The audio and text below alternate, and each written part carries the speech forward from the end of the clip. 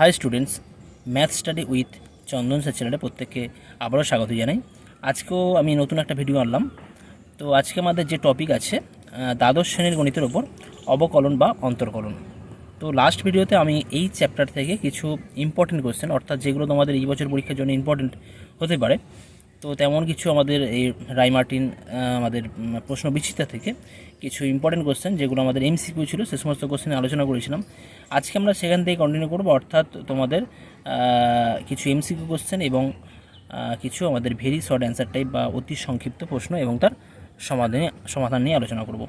তো তোমরা যারা আজকের ভিডিও দেখছো তারা কিন্তু অবশ্যই খাতা পেন নিয়ে রেডি থাকবে, কারণ যে সমস্ত কোশ্চেন দেওয়া হবে সেগুলো তোমরা প্রথমে নিজেরা সলভ করার চেষ্টা করবে, কারণ যতটা তোমরা নিজেরা করার চেষ্টা করবে সেটাই কিন্তু তোমাদের জন্য ভালো।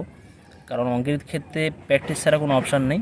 যত বেশি প্র্যাকটিস করবে তোমার কিন্তু কনফিডেন্স তত বেশি বাড়বে, এবং বেশি বেশি তুমি প্র্যাকটিস করলে তোমার কিন্তু বেশি বেশি টাইপের প্রবলেম তুমি সলভ করলে তোমার কনফিডেন্স আরও বাড়বে এবং পরীক্ষায় খুব ভালো ইজিলি নাম্বার তুমি গেইন করতে পারবে। তো যাই হোক, আর বেশি কথা বাড়াবো না, শুরু করবো আজকের প্রশ্ন। যেহেতু লাস্ট ভিডিওতে আমরা এমসিকিউ কোশ্চেন নাম্বার 29 পর্যন্ত লাস্ট করেছিলাম, আজকে আমরা সেখান থেকে কন্টিনিউ করবো, অর্থাৎ কোশ্চেন নাম্বার 30 থেকে কন্টিনিউ করা হচ্ছে। ওকে, তো কোশ্চেন নাম্বার 30 কী দেওয়া আছে দেখো।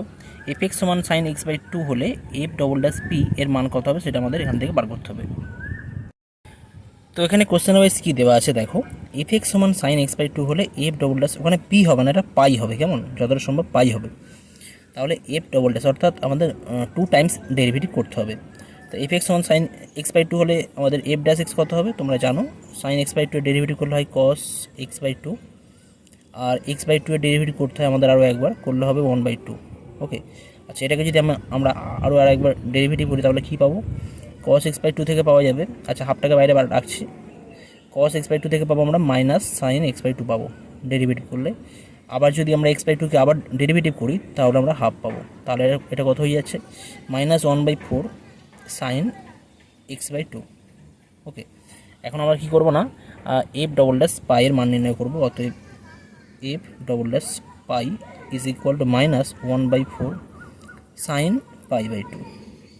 আর সাইন পাই বাই 2 এর ভ্যালু কত হয়, সাইন পাই বাই 2 এর ভ্যালু হয় 1, তোমরা জানো, অর্থাৎ এটা হবে 1/4 টাইমস ইন্টু 1 ইকুয়াল টু -1/4। তাহলে আমাদের যে অপশান দেওয়া আছে অপশানগুলোর মধ্যে এখানে অপশান ডি এখানে আমাদের সঠিক অ্যান্সার হবে।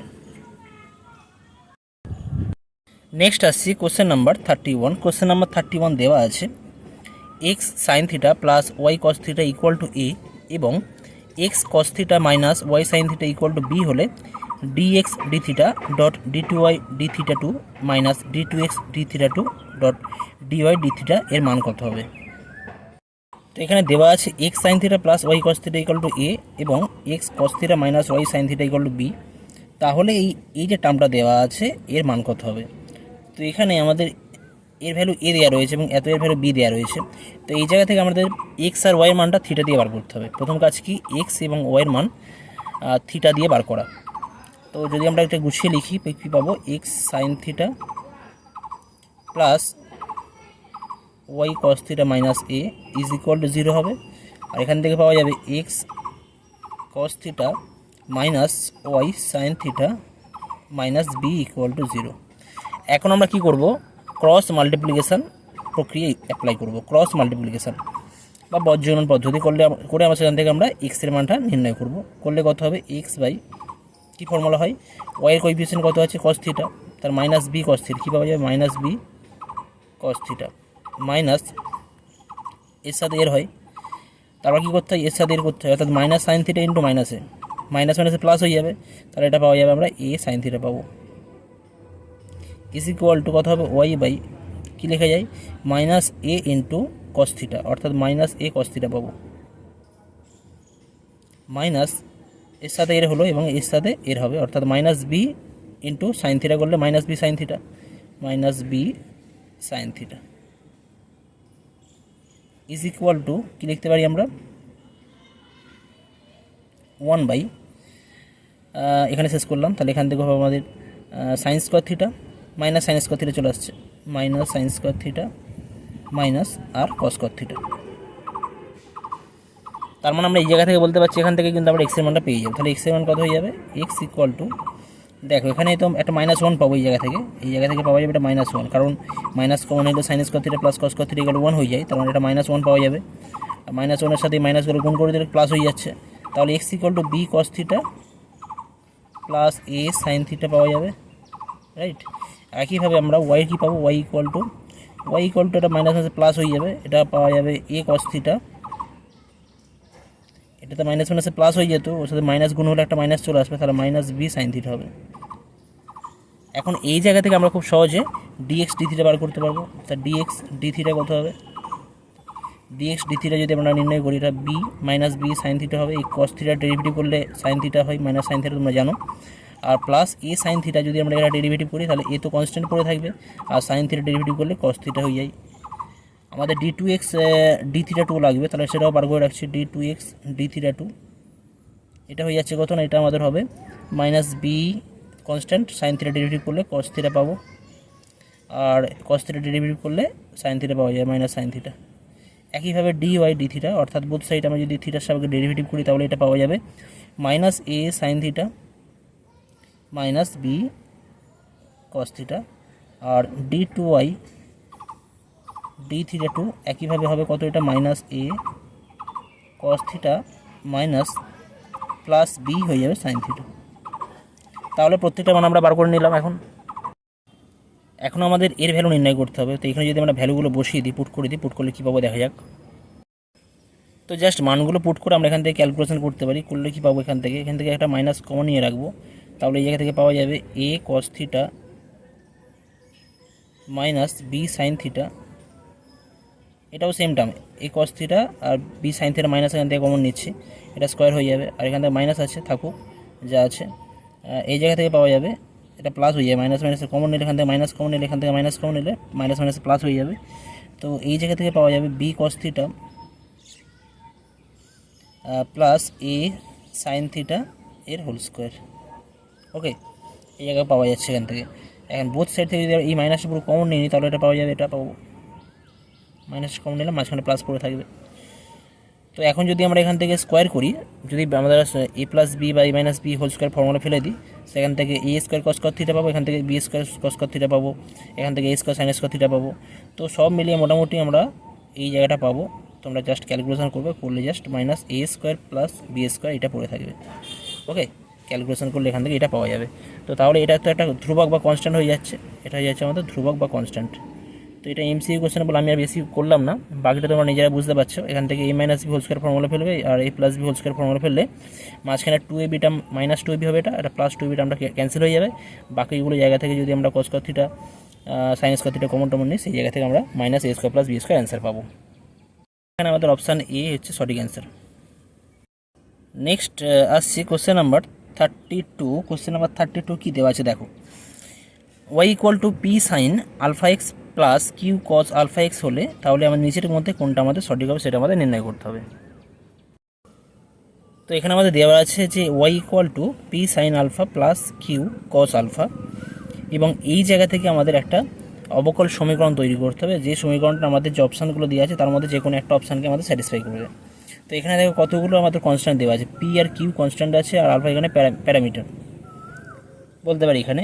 তো পি আর কিউ কনস্ট্যান্টকে আমাদের আউট করতে হবে, অর্থাৎ দুখানা কনস্ট্যান্ট আছে, দুখানা কনস্ট্যান্টকে আউট করার জন্য আমাদের কতবার ডেরিভেটিভ করতে হবে, দুবার ডেরিভেটিভ করতে হবে। আমাদের যতগুলো কনস্ট্যান্ট থাকে আমাদের ততবার ডেরিভেটিভ করে আমরা অবকল সমীকরণ তৈরি করি, তোমরা সেটা জানো। তো যদি আমরা ফার্স্ট অর্ডার ডেরিভেটিভ করি তাহলে কী পাবো, আমরা এটাকে ওয়াই ড্যাশ, ফার্স্ট অর্ডার ডেরিভেটিভকে আমরা ওয়াই ড্যাশ বলতে পারি, আবার ওয়াই ওয়ানও বলতে পারি, একই ব্যাপার, ঠিক আছে, ওয়াই ড্যাশ বা ওয়াই ওয়ান যাই হোক না কেন। তো পি তো কনস্ট্যান্ট যেমন আছে তেমনই থাকবে, পি ইন্টু সাইন আলফা এক্সের ডেরিভেটিভ করলে পাওয়া যাবে কস আলফা এক্স, আর আলফা এক্সের ডেরিভেটিভ করলে আমরা একটা আলফা পাবো, তাহলে আলফাটা আমরা বাইরে রাখলাম। আচ্ছা, এখন কস আলফা এক্সের ডেরিভেটিভ করলে কী পাওয়া যাবে, কস আলফা এক্সের ডেরিভেটিভ করলে মাইনাস সাইন আলফা এক্স পাবো, মাইনাস সাইন আলফা এক্স। আবার আলফা এক্সের ডেরিভেটিভ করলে আমরা কী পাবো না, আরও একটা আমরা আলফা পাবো, রাইট। তাহলে পাশে আমরা একটা আলফা এখানে অ্যাড করে দিলাম। নেক্সট আমরা কী করবো, ওয়াই ডবল ড্যাশ, অর্থাৎ 2 টাইমস ডেরিভেটিভ, আরও একবার আমরা ডেরিভেটিভ করছি, সেটাকে আমরা ওয়াই টু সাবফিক্সের 2 বা ওয়াই ডবল ড্যাশ বলতে পারি, ইজ ইকুয়াল টু কত হয়ে যাবে। আচ্ছা, কস আলফা এক্সের ডেরিভেটিভ করলে আমরা কী পাবো, সাইন আলফা এক্স পাবো, right, minus sine alpha X পাবো। আর যেখান থেকে একটা আলফা পাবো সেই আলফার সাথে আলফাটা গুণ করলে এটা হবে আলফা স্কোয়ার পি হয়ে যাবে, রাইট। আর এখান থেকে আমরা পাবো মাইনাসটা কমন নিয়ে রাখছি, সাইন আলফা এক্সের ডেরিভেটিভ করলে পাওয়া যাবে কস আলফা এক্স, আর আলফা এক্সের ডেরিভেটিভ করলে আমরা আরও একটা আলফা পাবো, তাহলে সেই আলফার সাথে গুণ করলে এটা আলফা স্কোয়ার কিউ হয়ে যাবে, রাইট। এখন এই জায়গা থেকে যদি আমরা মাইনাস আলফা স্কোয়ার কমন নিই তাহলে কী পাবো দেখো, P sine alpha x plus Q cos alpha X হয়ে যাবে। তার মানে কী পাওয়া যাচ্ছে ওয়াই টু ইকুয়াল টু এটা, আর এটা মানে কত হয়ে যাচ্ছে y two equal to minus alpha square, আর এর ভ্যালুটাই তো ওয়ের সাথে ইকুয়াল টু ওয়াই, অর্থাৎ বলতে পারি Y two plus alpha square Y is equal to 0। তাহলে এখানে যে অপশানগুলো দেওয়া আছে তার মধ্যে এখানে অপশান এ আমাদের সঠিক অ্যান্সার হয়ে যাবে, রাইট। নেক্সট আসছে আমাদের এমসিকিউ, যে বহু বিকল্পধর্মী যে সমস্ত কোশ্চেন তার শেষ কোশ্চেন কী দেওয়া হয়েছে দেখো। এখানে কোশ্চেন নাম্বার 33 আছে, x equal to a cos n t minus B sine n t হলে d two y d x two এর মান কত হবে। এটা ভেরি সিম্পল প্রবলেম। তো এখানে ফাংশন দেওয়া আছে x equal to a cos n t minus B sine n t এবং d two y d x two নির্ণয় করতে হবে। ডি টু ওয়াই, এইখানে কোশ্চেনটা তোমরা একটু চেঞ্জ করে নিতে পারো, এখানে আমাদের ডি টু ওয়াই হবে না, ডি টু এক্স, আর ডিএক্স টু হবে না, ডিটি টু হবে, রাইট। অর্থাৎ দুবার ডেরিভেটিভ করতে হবে। তো ফার্স্ট টাইম ডেরিভেটিভ করলে কত হবে, ডিএক্স ডিটি করলে তোমরা জানো এ তো কনস্ট্যান্ট যেমন আছে তেমনই থাকবে, আর কস এনটি ডেরিভেটিভ করলে মাইনাস আসে একটা সাইন এনটি হয়ে যায়। আর এরপর আমরা কী করি না, এনটিকে ডেরিভেটিভ করলে টি এর সাপেক্ষে ডেরিভেটিভ করলে একটা এন পাবো, তাহলে এটা এনটা আমরা বাইরে রাখছি একেবারে। ওকে, তাহলে মাইনাস এনে সাইন এনটি পেলাম, মাইনাস বি সাইন এনটির ডেরিভেটিভ করলে বি তো কনস্ট্যান্ট যেমন ছিল তেমনই থাকবে, আর সাইন এনটির ডেরিভেটিভ করা হলে কস এনটি পাওয়া যাবে। আর এনটির ডেরিভেটিভ করলে কত হয়, এনটির ডেরিভেটিভ করলে আমরা পাবো এন পাবো, তাহলে এটা একটা এন আমরা পাবো। এটাকে আমরা আরও একবার ডেরিভেটিভ করছি উইথ রেসপেক্ট টু টি, তাহলে D two x D T two equal to কত হয়ে যাবে, সাইন এনটির ডেরিভেটিভ করলে হয়ে যায় কস এনটি, আর এনটির ডেরিভেটিভ করলে একটা এন পাওয়া যাবে, সেই এনের সাথে এন গুণ হলে এটা মাইনাস এন স্কোয়ার পড়ে থাকবে, আর এ তো আগে থেকে রয়েছে। কস এনটি ডেরিভেটিভ করলে আমাদের মাইনাস সাইন এনটি হয়, তাহলে মাইনাসের সাথে মাইনাস গুণ হলে প্লাস হবে, এটা সাইন এনটি হবে, রাইট। আর এনটির ডেরিভেটিভ করলে একটা এন পাওয়া যাবে, তাহলে এনের সাথে এন গুণ হলে একটা এন স্কোয়ার বি হবে। তার মানে এই জায়গা থেকে কী পাওয়া যাচ্ছে, যদি আমরা এখান থেকে মাইনাস এন স্কোয়ার কমন নিই, D two x D T two equal to কত হয়ে যাচ্ছে না মাইনাস এন স্কোয়ার, এখান থেকে পাওয়া যাবে a cos n t minus B sine n t, অর্থাৎ কত হচ্ছে না আসছে মাইনাস এন স্কোয়ার এক্স, অর্থাৎ অ্যান্সার কত হয়ে যাচ্ছে d two x D T two এর মান হয়ে যাচ্ছে মাইনাস এন স্কোয়ার এক্স। এখানে যে অপশান দেওয়া আছে তার মধ্যে এখানে অপশান বি আমাদের সঠিক অ্যান্সার হবে, কেমন। নেক্সট আসছি অতি সংক্ষিপ্ত উত্তরধর্মী কোশ্চেন, অর্থাৎ যে সমস্ত কোশ্চেন তোমাদের 2 নম্বরের। তো এই চ্যাপ্টার থেকে আমি আগেও বলেছিলাম যে 1 নম্বর 2 নম্বর এবং 4 নম্বরের কোশ্চেন তোমাদের আসতে পারে। তো সেই হিসেবে এখান থেকে কিন্তু 2 নম্বরের কোশ্চেন আসার চান্স খুব বেশি। তো যাই হোক, অতি সংক্ষিপ্ত উত্তরধ্বনি প্রশ্নের প্রথম কোশ্চেন কি দেওয়া আছে দেখো, সংজ্ঞা থেকে বা ডেফিনেশান, আমাদের যে ডেফিনেশান রয়েছে অন্তর কলেজে, সেই সংজ্ঞা থেকে এক্স ইকুয়াল টু 1 বিন্দুতে এক্স প্লাস 1/x যখন এক্স নট ইকুয়াল টু 0 এর অন্তর্কলজ নির্ণয় করতে হবে। তো এখানে সংজ্ঞা থেকে বা আমাদের ডেফিনেশান থেকে এক্স ইকুয়াল টু 1 বিন্দুতে একটা ফাংশন দেওয়া রয়েছে, ফাংশন হচ্ছে এক্স প্লাস 1/x, এই ফাংশনের অন্তর্কলন বা অন্তর্কলজ নির্ণয় করতে হবে। তো এখানে এফএক্স ধরে নিচ্ছি, এফএক্স সমান কত আছে না এক্স প্লাস 1/x। তো আমরা প্রথমে কী করব, লেফট হ্যান্ড ডেরিভেটিভ বার করব, এল এফ ড্যাশ 1, এল এফ ড্যাশ 1 করলে কত হবে, ইকুয়ালটা আমরা বলতে পারি লিমিট অফ কী হয় না এক্স টেন্স টু, এটা আমরা করে থাকি 1 মাইনাস, তো ফাংশনে ফেলেও যাই হোক না কেন এখানে কী হবে 1 minus f x minus f1/x minus a, এখানে এ মানে কত আছে, এ মানে 1 আছে।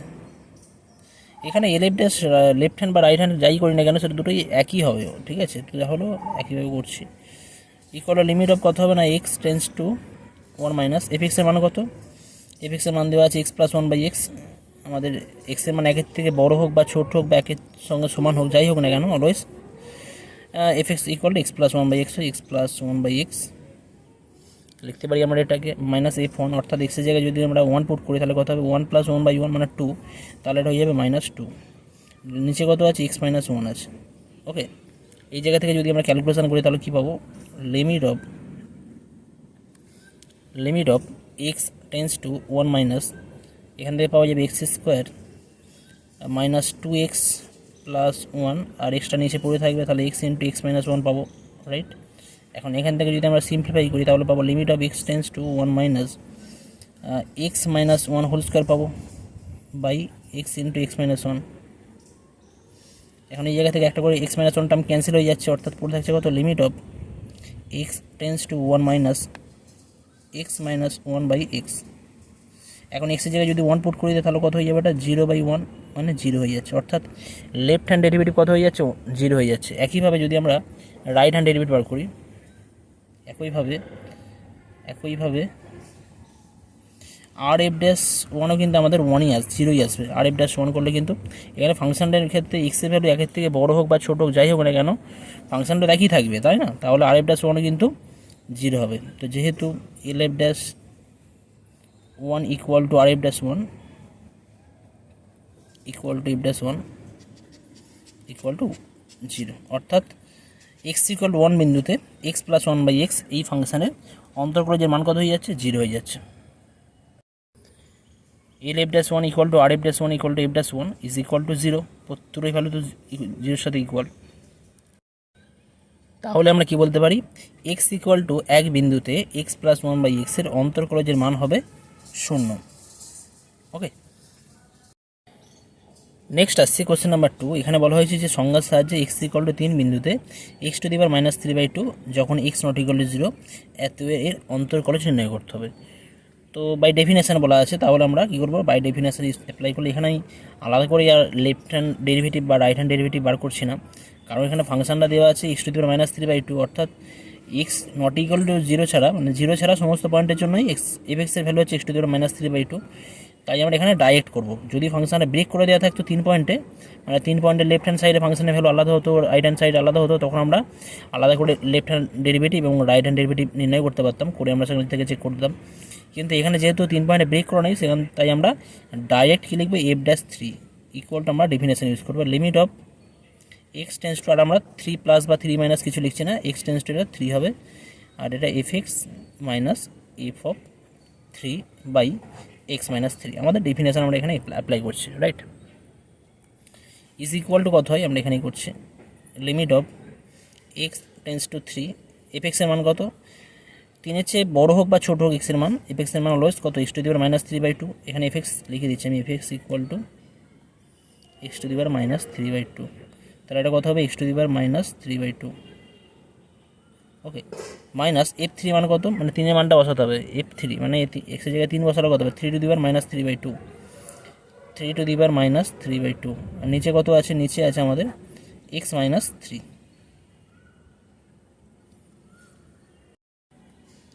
আর লিমিটের ক্ষেত্রে আমাদের ফর্মুলা আছে, আমরা জানি limit of x tends to a x to the power n minus a to the power n by x minus a equal to কী ফর্মুলা হয়ে যায়, n a to the power n minus 1, এখানে n মানে কত আছে, minus 3/2, n a to the power a মানে কত 3, n a to the power n minus 1, অর্থাৎ মাইনাস 3/2 মাইনাস 1। আমাদের যে ফর্মুলা ছিল সেই ফর্মুলা আমরা এখানে অ্যাপ্লাই করলাম, তাহলে কী পাওয়া, এই জায়গা থেকে পাওয়া যাবে। এবার এই জায়গা থেকে যদি আমরা ক্যালকুলেশন করি তাহলে মাইনাস কত হবে না, 3/2 ইন্টু 3 টু দি পাওয়ার 5/2, যেহেতু মাইনাস আছে পাওয়ারে তাহলে মাইনাস, এবার 3 টু দি পাওয়ার 5/2 মানে কত হয়, 3 স্কোয়ার ইন্টু √3, 3 স্কোয়ার মানে 9 ইন্টু √3, ক্যান্সেল করলে 3 দিয়ে কাটাকুটি করলে উপরে 1 পাওয়া যাবে, তাহলে 1 বাই কত হয়ে যাচ্ছে, 2 ইন্টু 3 6√3, মাইনাস 1/6√3 এর অ্যান্সার হয়ে যাচ্ছে।